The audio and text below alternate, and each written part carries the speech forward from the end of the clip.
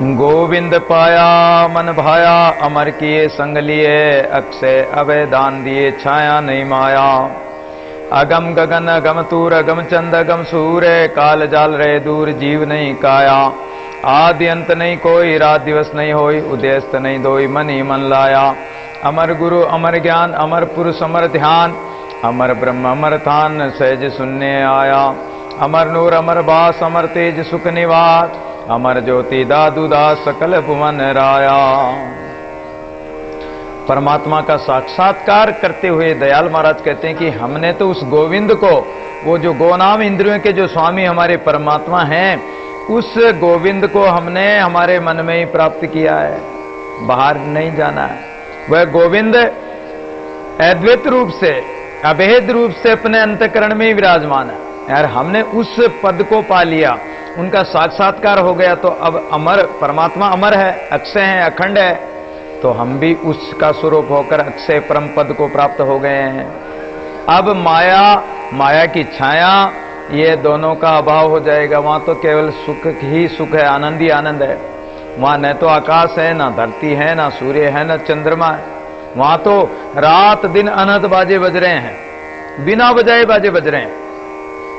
वहां काल की ज्वाला, क्योंकि सूर्य चंद्रमा है ही नहीं, तो वहां समय बीतता ही नहीं, समय होता ही नहीं, तो वहां काल नाम समय का होता है, तो वहां काल कर्म की ज्वाला नहीं जलाएगी, वहां जन्म मरण होगा ही नहीं।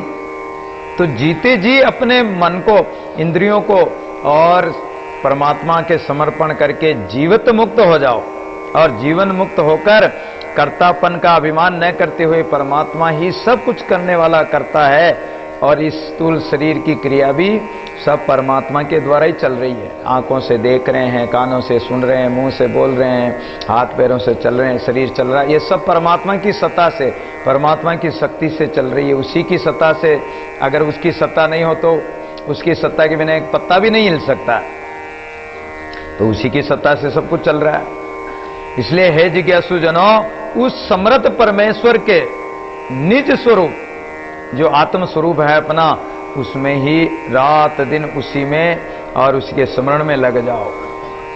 और जब रात दिन लग जाओगे तो उस स्वरूप का, परमात्मा ब्रह्म स्वरूप का, वो नित्य है, उसका कभी वो न तो उदय होता है, ना अस्त होता है, ना प्रकट होता है, ना अस्त होता, अंतर्ध्यान होता। वो तो सदैव, जब सृष्टि नहीं थी पहले भी था, सृष्टि है तो भी मध्य में है, सृष्टि नहीं रहेगी तो भी वो त्रिकाला बाधित परमात्मा तीनों कालों में रहने वाला है।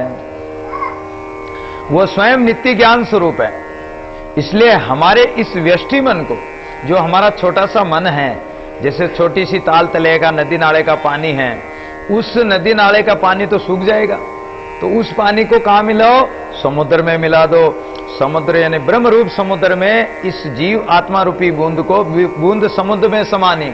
कबीर महाराज कहते हैं कि हमारी जो ये जीव रूपी आत्मा जो बूंद है, ये समुद्र में मिल जाए, उस परम सरोवर में मिल जाए, ब्रह्म सरोवर में, तो फिर इसका अंत नहीं होगा। नहीं तो ये पानी में जैसे मिट्टी में सौंक जाएगी, सूख जाएगी, और अगर उसमें मिल गई तो फिर सोखेगी नहीं, सूखेगी नहीं, गलेगी नहीं, जलेगी नहीं, बढ़ेगी नहीं, कुछ नहीं होगा, अमर हो जाएंगे।